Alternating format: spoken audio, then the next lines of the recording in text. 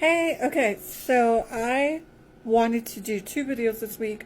I'm gonna do one right now and then one probably on Thursday. I don't know yet. If not, I'll probably do the video tomorrow. I'm not completely sure yet, but yeah.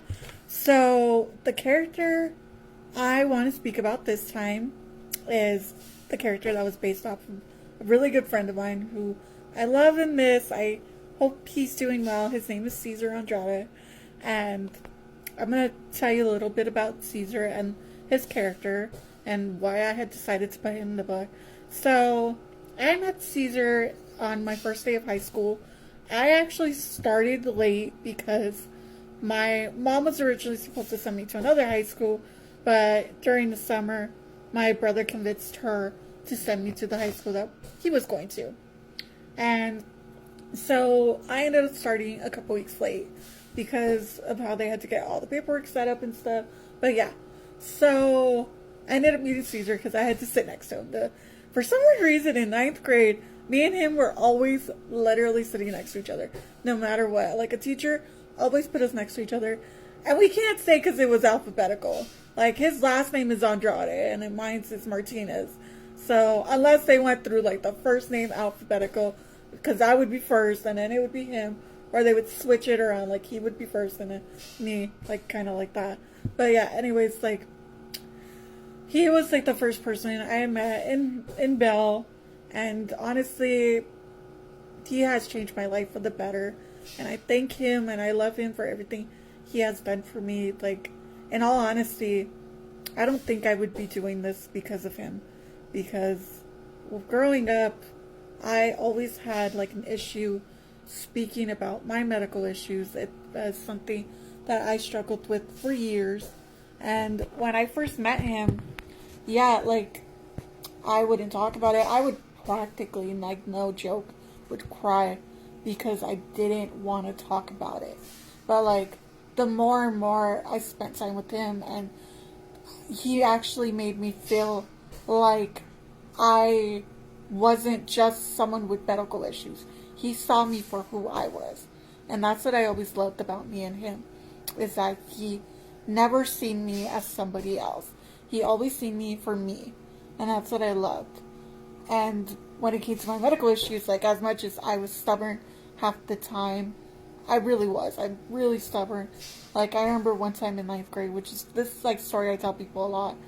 And he knows this story, and he knows, like, about two stories. And this is where, like, it just shows how much of a good friend he actually was to me and how much he had changed my life. In ninth grade, we found out my lungs collapsed.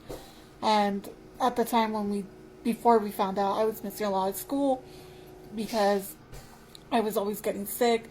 Like, about third or fourth period, I'd get sick and I had to be sent home. And the school and the district were kind of like, at that point, like, getting fed up with it. And it was a little understandable, but they were going a little overboard by trying to already kick me out of the school. That they weren't trying to say they were kicking me out, but they just kept, like, trying to suggest homeschooling, and I did not want to do that because I had been in homeschooling and I didn't like it the first time. So anyways, so since they were like, well, you can't miss any more school, I wouldn't care about making myself sick. So I was like, if I felt sick, I was adamant on staying there. I did not care. I wanted to stay there. I was like, nope, I'm staying there. I'm this, I'm that.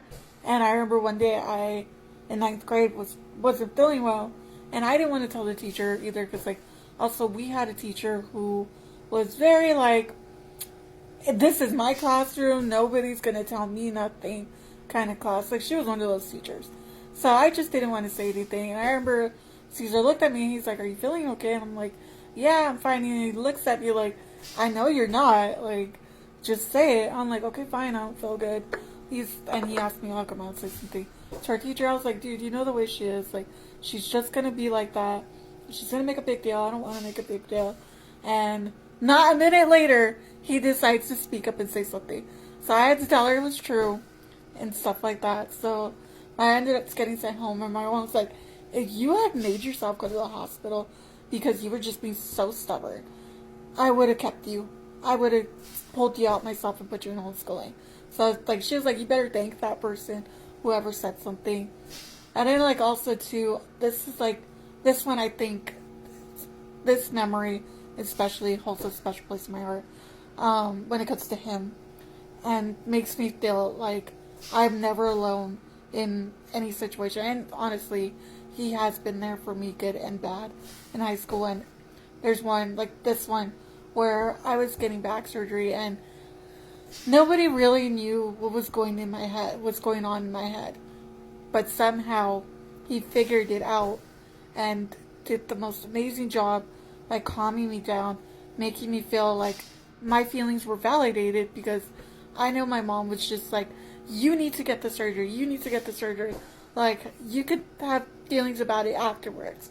It was just, I couldn't, like, it felt like I couldn't have a right to feel upset. And so I began kind of isolating myself. I was being very, like, I would kind of, like, basically tune people out.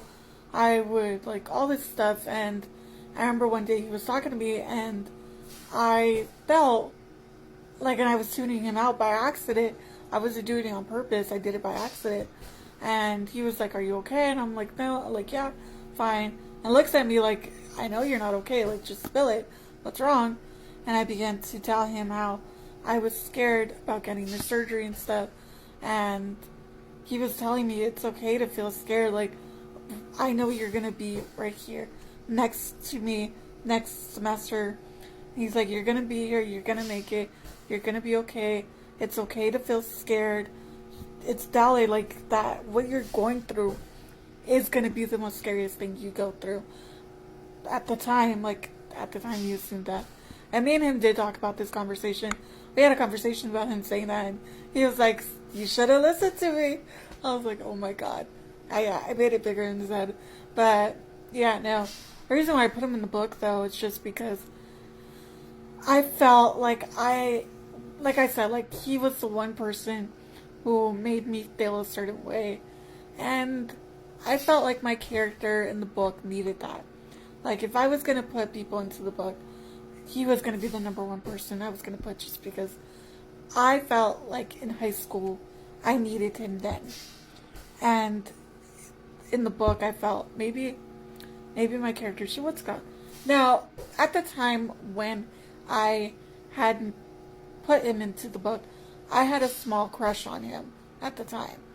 But I didn't feel like the crush felt like a better option. I felt like more like we were like brother and sister. Even though, yes, it's weird to say that, because I did have a crush on him, but like, if you look at the way me and him talk to each other, we talk to each other like we're like brother and sister. We joke around so much. Me and him have so many inside jokes. We, like, there's so many things I can say about our friendship. It's the most funniest, unique friendships I've ever had. And yeah, I wanted his character to be in there. I felt like I needed him at the time to be in the book. And I felt like it made the book a lot better knowing that I had him right there, just to be safe. And like, my therapist says this a lot too, like how he believes that Cesar's my security blanket. And at times I do believe that. But yeah, like, I'm just so glad I put him in the book. I will never regret that one. That was the one best decision I ever did. And having him as a friend is the most amazing blessing in the world. And I thank him for that. And I, like, really thank him for everything he's done for me. Everything he's been there for. Like, I feel like there's nothing I could do without him. And just really thank you, Cesar. I love you. I miss you. I hope you're doing good. I hope me and you can talk soon. As you're seeing this, just know that I did this because you're the most amazing person. Don't ever forget that. Alright, thanks guys. Love you guys. Bye.